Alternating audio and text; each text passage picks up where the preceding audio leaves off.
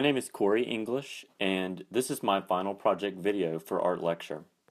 The artwork I'll be presenting today is entitled After the Flood, and this is a work created with oil on board by Joseph Paul Vorst, a German-American artist, in 1940.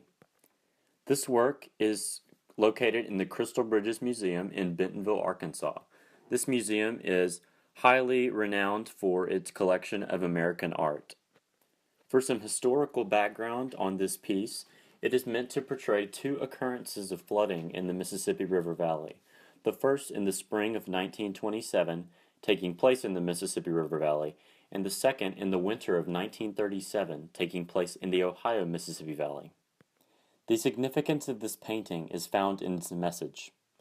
The sobering reality of the lack of welfare given to African Americans during the Great Depression is put on display.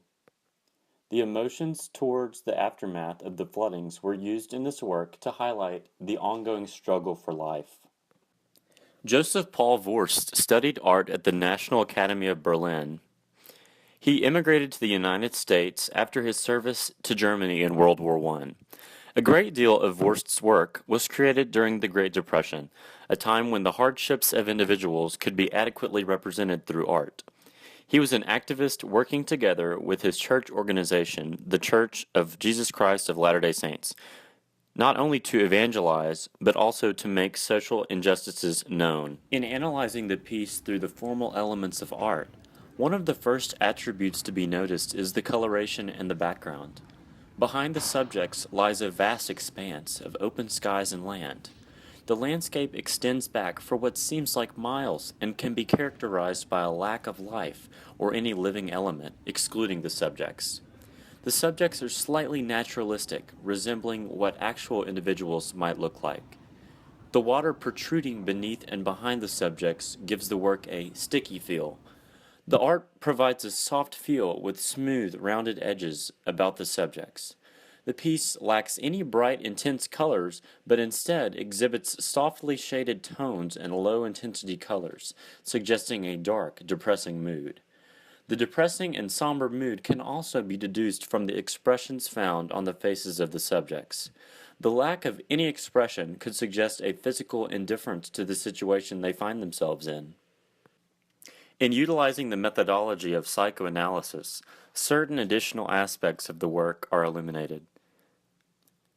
Upon viewing the subjects, it might seem that they are indifferent to the situation in which they find themselves. I believe that the current situation of the subjects is a tiring, constant struggle. As sharecroppers and tenant farmers being directly affected by the flooding, they aren't next in line for reimbursement compensation like their landlords, nor are they being able to access many benefits at all. There is no, quote, new life in this picture, no growth, no prosperity. Vorst intended the psychological takeaway of this work to be depressing by telling of the struggling existence of the land worker in the Great Depression, yet eliciting of a hasty response to rectify these social injustices. I chose this piece because of the connection my ancestors have with the Great Depression in the South as it relates to the Mississippi River Valley. I believe After the Flood is a soulful work, telling of the desperation that some groups of individuals endured during the Great Depression, more specifically those working as sharecroppers and tenant farmers. I believe that this piece is not only a piece to admire, but that it was a piece created with intentions of social action. Vorst was a social activist and wanted the world to know of the struggle taking place in the American South.